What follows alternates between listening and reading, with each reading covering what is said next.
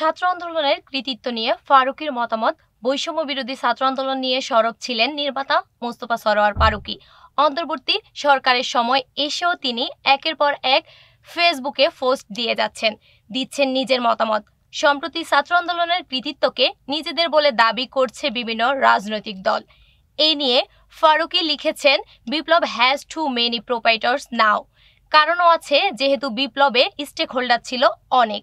সবাই মনে করছে এই বিপ্লব তার, সুতরাং দেশটা উনি বা উনারা যেভাবে চাচ্ছে সেভাবেই গোছাতে হবে, চলতে হবে, যেটা ফ্যাসিস্ট সরকারও মনে করত।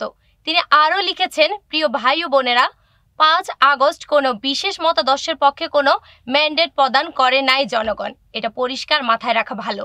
5 আগস্ট জনগণ হাসিনা দুঃশাসন থেকে মুক্তির রায় দিয়েছে। ফারুকী লিখেছেন, এখন যার যার এজেন্ডা আছে, কি ধরনের সরকার বানাতে চান, দেশটাকে কি রকম করতে চান, এগুলো নিয়ে জনগণের কাছে যান।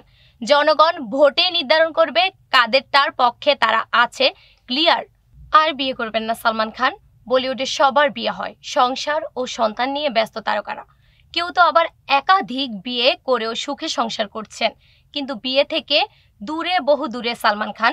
বলিউডের ভাইজান বিয়ে প্রশ্নে সবসময় নীরব। এটা সত্য, সালমানের জীবনে একাধিক নারী এসেছিলেন।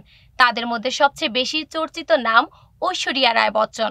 ভক্তদের ধারণা, ঐশ্বরিয়ার প্রেমে অন্ধ হয়ে এখনো সিঙ্গেল দাবাঙ্গে তারকা। আজও তাকেই ভালোবাসেন সালমান। বিভিন্ন অনুষ্ঠানে দুজনে হাজির হলেও চর্চা হয় ব্যাপক। তবে কি আর বিয়ে করবেন না সালমান?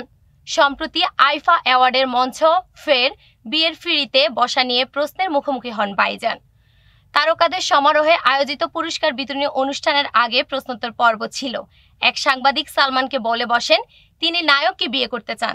প্রথমে সালমান মজা করে উত্তর জানিয়েছিলেন, তিনি কি শাহরুখ খানের কথা বলেছে। পরে বিয়ের প্রস্তাব শুনে সালমান বলেন, আমার বিয়ের বয়স পার হয়ে গেছে, আরও 20 বছর আগে আমায় এই প্রস্তাবটা দিলে ভেবে দেখতে পারতাম। আগেও বহুবার বিয়ে নিয়ে প্রশ্ন করা হয়েছে নায়ককে। সালমান সব সময় এড়িয়ে গেছেন বিষয়টি। তবে আগে এক সাক্ষাৎকারে জানিয়েছিলেন বিয়ে না করার কারণ। আসলে নায়কের নামে অনেকগুলো মামলা চলছে আদালতে। এই পরিস্থিতিতে কোনো নতুন মানুষকে নিজের জীবনের সঙ্গে জড়াতে রাজি নন তিনি। ফলে বিয়ের সিদ্ধান্ত নিয়ে উঠতে পারেননি। এখানেই শেষ নয়, তার বাড়ি তাক করে 2 ব্যক্তি গুলি বর্ষণ করে। এছাড়া একের পর এক মৃত্যুর হুমকিও তার বিয়ে না করার কারণ হিসেবে জানা যায়।